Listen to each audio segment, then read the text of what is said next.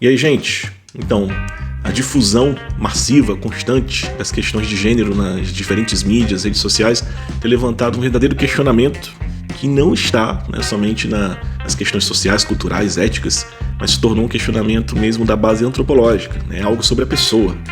E com isso temos várias questões, como por exemplo, como devemos entender a sexualidade da pessoa humana, como definir a pessoa. Será que existe ainda um dado comum entre as pessoas que ligam o masculino e o feminino? Devemos olhar para o nosso corpo, para o sexo recebido, ou cabe, hoje em dia, a cada um definir a partir do seu entendimento, dos seus desejos e atrações, do que ele é ou quer ser? Fique comigo até o fim desse vídeo e descubra quais são as respostas que a teologia do corpo traz para essas questões.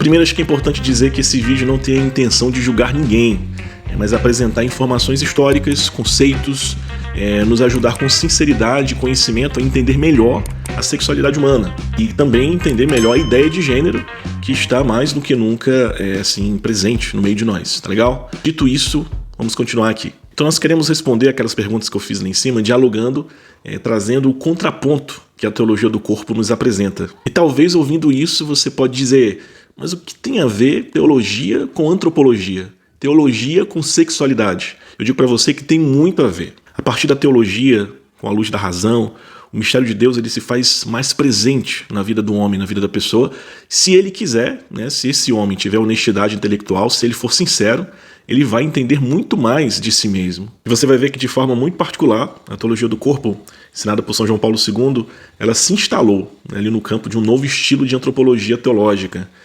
que tem toda a capacidade, tem toda a condição de dialogar com a ideia de gênero apresentada já há algum tempo. E que eu posso começar com uma frase do cardeal Ouellet, um cardeal canadense.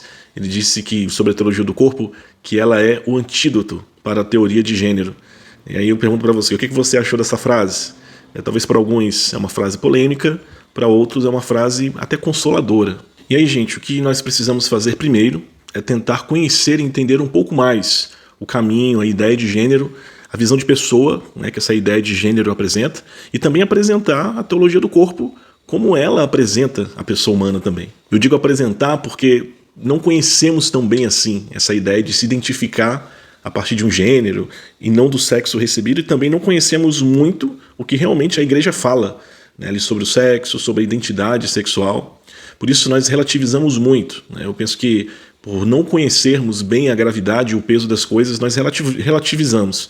Ficamos com jargões, frases prontas, oferecidas pela mídia, algumas ideias que são dadas pela metade, e não passamos disso, não conhecemos a fundo as coisas. Primeiro é importante dizer que é muito difícil definir a ideia de gênero como ideologia, simplesmente porque ela não tem uma visão unificada, um raciocínio único. São muitas linhas de pensamentos, muitas correntes, muitos entendimentos. Essa ideia de gênero, que nós temos hoje, a teoria de gênero, começou na cultura anglo-saxônica, entre o ativismo político e o esforço de enxergar o homem, sua composição de um jeito inovador, que trouxesse respostas mais satisfatórias para as tendências afetivas, sexuais de algumas pessoas nas exigências daqueles anos ali do século passado. Então ali logo se apresentou uma falsa alternativa, e você vai entender rapidamente porque eu digo falso. Então uma alternativa entre o construtivismo ideológico moderno, apresentado pelos teóricos do gênero, e um dito naturalismo católico, que era tido como um negócio velho, ultrapassado. E eu digo falsa alternativa, sobretudo por conta do entendimento de que a antropologia católica é naturalista. Simplesmente isso, simplesmente uma antropologia naturalista que visa e sacraliza o biológico. E não é por aí. Depois nós vamos voltar neste ponto para explicar melhor. Vamos entender um pouco mais agora sobre a teoria do gênero. Então, esse conceito de gênero surgiu nos Estados Unidos, na década de 50, em um ambiente mais psiquiátrico, bem influenciado pelas correntes ideológicas ali dominantes do século XX. Nós, com certeza, você já ouviu falar delas, o construtivismo, o existencialismo, o marxismo, o feminismo, relativismo, individualismo, hedonismo, enfim, todos esses ismos aí fizeram parte da construção dessa ideia de gênero. E aí, sem muita demora, se tornou também uma causa política, virou uma verdadeira bandeira partidária. Muito interessante para algumas vertentes da política. E é impressionante ver o lugar que a ideia de gênero tomou no mundo político nos últimos anos. Com certeza você já deve ter ouvido bastante a expressão acolher, né, a diversidade, estar aberto à diversidade, o diferente, né, que é um termo muito nobre, né, que tem sido muito usado para, de alguma forma, também obrigar todo mundo a acolher a forma de pensar, de ver a pessoa humana a partir da ideia de gênero. E é algo preocupante porque chegamos ao ponto de que, se você levantar algum questionamento, por exemplo, sobre alguma coisa que uma pessoa que se identifica com um dos gêneros apresentados hoje disse, e pode ser qualquer coisa, né? Eu não digo nem algo relacionado à escolha dela, mas coisas aleatórias, né, que não tenha ligação com a opção, diretamente com a opção sexual dessa pessoa. Se você questionar, chegamos ao ponto de podemos ser até taxados de preconceituosos e receber outros adjetivos mais feios, né? E talvez receber até punições, né? Coisas mais sérias. Mas vamos então voltar àquilo que eu estava dizendo, né? Então é bem difícil, né, hoje encontrar um conceito que seja um consenso para definir o que seria o gênero. Então, nesse ponto aqui do vídeo, quero pedir perdão para você pelo meu inglês, que é péssimo, né, porque nós vamos ter que abordar alguns nomes para poder explicar um pouquinho a linha histórica do gênero. Em 55, um psiquiatra chamado Stoller, né, Robert Stoller, ele disse que a identidade sexual é diferente de sexo biológico. Para ele, identidade sexual é algo mais subjetivo, diferente do sexo recebido. De alguma forma, dizendo isso, ele vulgariza, um pouco, torna algo secundário o sexo biológico. Para ele, para Stoller, podemos contradizer sem problema nenhum o sexo corporal em vista de abraçar a nossa real identidade sexual. Para ele, como eu disse, identidade sexual e sexo biológico são coisas distintas, tá bom? E aí, sem dúvida, ele encontrou outros especialistas que não só concordaram com ele, como também foram além. Assim foi o caso de um colega dele da Nova Zelândia, o John Money, entendeu que a verdadeira identidade de gênero viria da percepção subjetiva que o sujeito tem de si mesmo, independente do seu sexo biológico ali recebido. E, se necessário, nós devemos ser capazes, de fazer uma cirurgia para mudar o nosso sexo, para poder alinhar assim o nosso corpo com a nossa identidade sexual mais profunda. Nós sabemos que nos dias de hoje a cirurgia de mudança de sexo se tornou algo comum, acontece várias ali todos os dias. Depois vocês podem até procurar na internet o caso do David Heimer. Eu não vou contar muito aqui sobre o caso, mas é um caso bem conhecido, acompanhado por esse psicólogo, Monet, que teve infelizmente o caso do David teve um desfecho bem triste, mas depois você procura aí no Google. Então nós podemos dizer que o que eu disse para você agora foi um primeiro momento ali da teoria do gênero. O segundo grande momento da teoria do gênero foi quando ela se misturou, as ideias mais sociais, de militância feminista, marxista, a dita guerra entre os sexos. E isso veio, sobretudo, em 72, com o lançamento do livro Sex, Gender and Society, da socióloga britânica Annie Oakley. Nesse livro, ela denuncia a ideologia naturalista que diferencia, ou agrega comportamentos sociais segundo o sexo biológico recebido, o masculino, o feminino. Por exemplo, se sou homem e devo trabalhar, se sou mulher, devo ficar em casa. Algo muito combatido pelo feminismo e pela Annie também. Então, segundo a Annie, devemos entender a diferença entre a dualidade orgânica ligada ao sexo, o macho e fêmea, e a hierarquia social presente na cultura que influencia essas diferenças segundo ela. E aqui, gente, é inevitável não se lembrar também de Simone de Beauvoir, essa francesa muito famosa, sobretudo entre os feministas. E ela teve sua importância na ideia de gênero, com certeza. Nós podemos nos lembrar daquela frase célebre dela, que ninguém nasce mulher, falando das mulheres, ninguém nasce mulher, mas se torna mulher. E a Annie Oakley vai na mesma linha dela, vai no mesmo pensamento que a Simone. Então a ideia da Simone é que o sexo recebido pode nos privar da liberdade de escolha. E essa ideia entrou com tudo nos Estados Unidos, a ideia de que o natural acabaria alienando a liberdade da pessoa humana. E aí, ao mesmo tempo, se iniciou a famosa Guerra dos Sexos.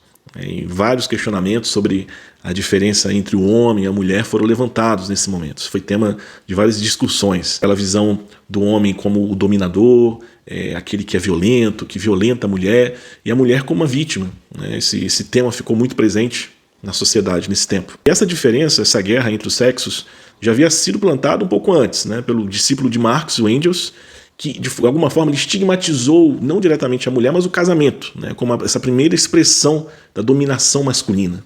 Olha só onde que isso começa. Então, assim, se nós podemos encontrar uma linha em comum para a teoria de gênero, essa seria o esforço de se libertar ali completamente do sexo recebido, de não se deixar condicionar por ele, Em outras palavras, libertar o homem, né, que é escravo do seu corpo, se tornar livre do corpo. E aqui a teologia do corpo ela entra, né, e atualiza a conversa e traz novos pontos para essa conversa. A visão antropológica da teologia do corpo ela tira, né, essa ideia de peso e apresenta o significado esponsal do corpo, o significado novo para este corpo. Um ponto importante também é que, pela psicologia moderna, né, nós sabemos que a educação sexual é algo a se começar já com as crianças, né? Não devemos esperar o aparecimento dos hormônios sexuais ali na puberdade, na adolescência, para começar essa educação. Daí nós vemos o interesse dos defensores, né, da teoria de gênero de passar, né, estes conceitos para as crianças ali ainda quando elas estão bem pequeninas. Né? Eles têm esse desejo, essa ideia de criar um novo homem, de criar uma sexualidade nova, mais subjetiva, própria a cada um. E aí eu digo algo que talvez não precisaria nem dizer, né? É um pouco evidente, mas as ideias são totalmente opostas, né? Entre a teologia do corpo e a teoria de gênero.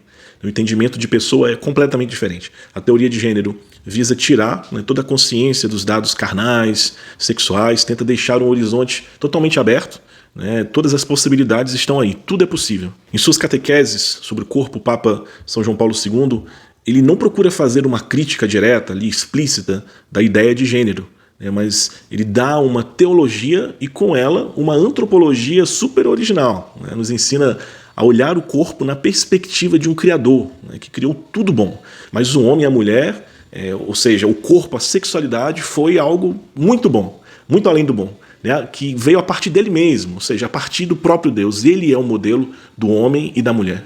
E aqui a primeira razão, né, que nós podemos dar como resposta, ou antídoto, como disse o cardeal Elé, é o fato dela, a teologia do corpo, ter apresentado o sentido original do corpo e da sexualidade humana.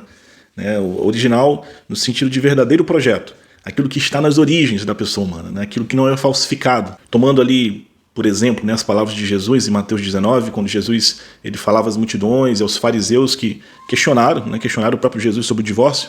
O Papa ele também, com a teologia do corpo, ele nos diz, olha, tudo bem, né, vocês apresentarem esses argumentos, esses princípios da pessoa, mas o projeto original do homem, da pessoa, é esse aqui que eu estou apresentando para vocês. E para quê?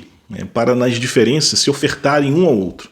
E na complementariedade serem sinais, né, daquele que nos transcende. E mais do que sinais, na complementaridade, na felicidade e plenitude da união, sustentarem o mundo e a humanidade. A genialidade, gente, de São João Paulo II é que ele não separa a teologia do corpo de outras disciplinas, né, como a filosofia, as ciências e os vários questionamentos feitos, né, naquela época e que são totalmente atuais hoje. Né, mas ele consegue agregar tudo isso no seu ensino, nas suas catequeses. Ele demonstra pouco a pouco que o homem não é um projeto construído por si mesmo, né? Apesar de sermos totalmente ativos, né? De sermos bem ativos ali na construção de quem somos, como a adesão, por exemplo, de nossos valores, trabalhar para adquirir as virtudes. Mas em relação ao corpo, não devemos criar um significado para ele, mas devemos, na verdade, descobrir o seu significado, o significado que o nosso corpo recebeu. E aqui está a beleza, né? A diferença do corpo não nos fecha ao outro, mas nos abre ao outro. A teologia do corpo ela nos salva dessa falsa alternativa entre o naturalismo e o construtivismo. Chegamos em um segundo ponto, que é a resposta, também uma das respostas trazida pela teologia do corpo ao gênero, que é o entendimento personalista da pessoa humana. Esta pessoa, eu e você, que fomos criados à imagem de uma comunhão de pessoas, à imagem de um Deus trino. É aquilo que a igreja sempre nos ensinou. Somos a imagem de um Deus único que é comunidade, que vive em constante relação. Por isso nós também não nos encontramos, não podemos nos encontrar plenamente se não vivermos o dom sincero de si. E se não acolhermos também um dom sincero de si que o outro faz. A igreja não é naturalista, não são os dados biológicos que a igreja sacraliza, mas sim a relação, né? A capacidade de transcendência que só a pessoa humana é capaz de viver. No entanto, a igreja sabe que os dados biológicos revelam essa vocação também. A relação, a transcendência inscrita ali em cada pessoa, no masculino e no feminino. O corpo não é um fator animal somente, né? Mas na pessoa humana, esse corpo ele nos permite de viver a comunhão das pessoas. Chegando aqui na comunhão, né, que é ao mesmo tempo comunicação de pessoas, nos revela um terceiro e um último ponto que eu gostaria de trazer aqui nesse vídeo como resposta da teologia do corpo para o gênero. É justamente a luz que a teologia do corpo lança sobre a união do homem e da mulher, essa união esponsal que a teologia do corpo lança sobre o casamento, sobre o matrimônio. Então vamos recapitular um pouco o que nós já falamos aqui. Este corpo sexuado, eu devo fazer dele o meu, devo acolhê-lo. Com ele eu me dou, eu me oferto. ele expressa o meu ser presente, o ser presente da minha alma, ele se expressa através deste corpo. Com ele, né, com o meu corpo, eu vivo a comunhão com as pessoas. E por comunhão, podemos falar de esponsalidade, de amor esponsal, né, entre o homem e a mulher. E a família formada por eles, né, pela escolha livre deste homem por esta mulher por este homem. Óbvio, evidente, que para termos uma humanidade, para termos pessoas, né, para termos novos bebês, precisamos da união do homem e da mulher. Precisamos que eles tenham ato conjugal e façam bebês. Né? É simples assim. E aí, dizendo isso, você pode até pensar, e até pensar com razão, mas aqui nós não vamos abordar tão a fundo a questão ética. Mas você pode argumentar que os bebês já podem, já há alguns anos, serem concebidos em laboratórios, né, sem a necessidade da união sexual do homem e da mulher. E podemos até imaginar que talvez nem se precise mais acolher o material genético, né, naturalmente ali produzido pelo homem e pela mulher, né, que tudo seja produzido em laboratório, por exemplo. Né, que a produção de bebês entre até em uma escala industrial, né, um cenário assim um pouco catastrófico, mas vamos dizer que isso aconteça. Se acontecer, mesmo assim, a humanidade não poderá sobreviver sem a união, sem a escolha livre, sem a doação total, sem o amor esponsal do homem para sua mulher, né, e vice-versa. A humanidade precisa do amor que existe nesta comunhão, nesta expressão profunda, profundamente humana. O mundo precisa ver a ternura, a sensibilidade, a atenção para com os outros, que é muito mais forte, é muito mais presente no ser feminino do que no ser masculino. Ao mesmo tempo, o mundo precisa ver a praticidade, a lógica, o senso de proteção, que é muito mais presente no ser masculino que no feminino. Não que as virtudes e dons, né, que eu acabei de citar para você aqui agora, não se possam encontrar no outro, né, mas é muito mais forte, transparece mais em um do que no outro. E isso nós chamamos de complementariedade. E sim, nós já carecemos dessas diferenças que se complementam, né, em algumas famílias, em alguns ambientes da nossa sociedade. Já vemos também os efeitos devastadores dessa homogeneização da pessoa, né, dessa negação do dom que é o corpo, né, do dom que é a sexualidade recebida. Os jovens não estão mais seguros, mas cada vez mais inseguros e inconsistentes na sua existência, na sua vida. Contudo, meu querido, minha querida, eu queria concluir esse vídeo te convidando a ter esperança, né? A teologia do corpo nos traz essa esperança. Por isso eu quero terminar, né, aqui te agradecendo, primeiro por ter ficado até o fim desse vídeo e te convidar a conhecer mais, né, as catequeses da teologia do corpo, a procurar mais sobre esse assunto, a se maravilhar da beleza da sexualidade humana, da sexualidade que você recebeu e assim também ajudar outras pessoas, né, os mais jovens, os mais velhos também, a melhor acolher a sua própria sexualidade. Se precisar, estamos aqui, tá bom? Até a próxima!